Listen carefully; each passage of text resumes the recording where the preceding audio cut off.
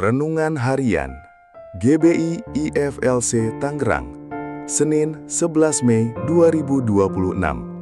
Tema: Hati nurani yang kotor, hati nurani yang tumpul di hadapan Allah. Pembacaan firman. Perasaan mereka telah tumpul, sehingga mereka menyerahkan diri kepada hawa nafsu dan mengerjakan dengan serakah segala macam kecemaran. Efesus 4:19. Pembahasan. Hati nurani adalah suara batin yang Allah tanamkan dalam diri manusia untuk membedakan yang benar dan yang salah. Hati nurani menolong seseorang untuk menyadari dosa, menyesali kesalahan, dan kembali kepada jalan yang benar. Namun, ketika seseorang terus-menerus hidup dalam dosa, mengabaikan teguran Tuhan, dan menolak kebenaran, hati nurani dapat menjadi kotor, tidak murni, bahkan tumpul di hadapan Allah. Dalam Efesus 4:19, memberikan makna yang baik bahwa hati yang tumpul adalah hati yang tidak lagi peka terhadap dosa. Pada awalnya, seseorang mungkin merasa bersalah ketika berbohong, menyakiti orang lain, atau melakukan perbuatan yang tidak sesuai dengan kehendak Tuhan. Akan tetapi, jika dosa itu terus dilakukan tanpa pertobatan, tanpa rasa bersalah itu perlahan-lahan akan hilang.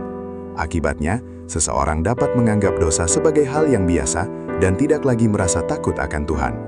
Inilah yang disebut hati nurani yang tumpul. Alkitab mengajarkan bahwa hati nurani yang baik harus dijaga dengan hidup dalam kebenaran dan ketaatan kepada Tuhan. Rasul Paulus berkata bahwa ia berusaha hidup dengan hati nurani yang murni di hadapan Allah dan manusia. Hati nurani yang bersih membuat seseorang memiliki damai sejahtera karena ia hidup sesuai dengan kehendak Tuhan. Sebaliknya, hati nurani yang kotor dapat menuntun seseorang pada kehidupan yang jauh dari Tuhan. Orang yang hatinya tumpul biasanya sulit menerima nasihat, tidak mau mengakui kesalahan, dan lebih memilih mengikuti keinginan diri sendiri.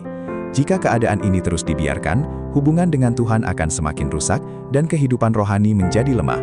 Karena itu, setiap orang percaya perlu menjaga hati nuraninya agar tetap peka terhadap suara Tuhan.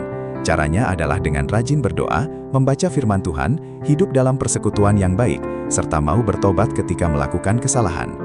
Ketika seseorang rendah hati dan mau dibentuk oleh Tuhan, hati nuraninya akan tetap hidup dan mampu membedakan yang baik dan yang jahat. Hati nurani yang peka adalah anugerah Tuhan yang sangat berharga. Dengan hati nurani yang bersih, seseorang dapat hidup dalam kasih, kejujuran, dan kebenaran, sehingga menjadi berkat bagi orang lain dan memuliakan nama Tuhan. Perenungan. Apakah saya telah menyediakan waktu yang terbaik untuk Tuhan di pagi hari ini? Apakah hati nurani saya masih peka ketika melakukan kesalahan di hadapan Tuhan? Apa langkah nyata yang dapat saya lakukan agar hati saya tetap murni di hadapan Tuhan? Penerapan. Pesan pada hari ini. Dalam kehidupan sehari-hari, menjaga hati nurani berarti belajar hidup jujur dan takut akan Tuhan dalam hal-hal kecil sekalipun. Ketika kita melakukan kesalahan, jangan membiasakan diri mencari alasan atau menutupinya, tetapi belajarlah mengakuinya dengan rendah hati. Saat hati terasa ditegur karena perkataan, sikap, atau tindakan yang tidak benar, jangan mengabaikannya. Teguran itu bisa menjadi cara Tuhan mengingatkan kita untuk kembali kepada jalan yang benar. Quotes. Hati nurani yang dijaga dengan firman Tuhan akan tetap peka terhadap kebenaran, tetapi hati yang terus membiarkan dosa akan perlahan kehilangan suara teguran dari Tuhan. Doa dan permohonan. Bapa yang baik, terima kasih atas firman-Mu hari ini.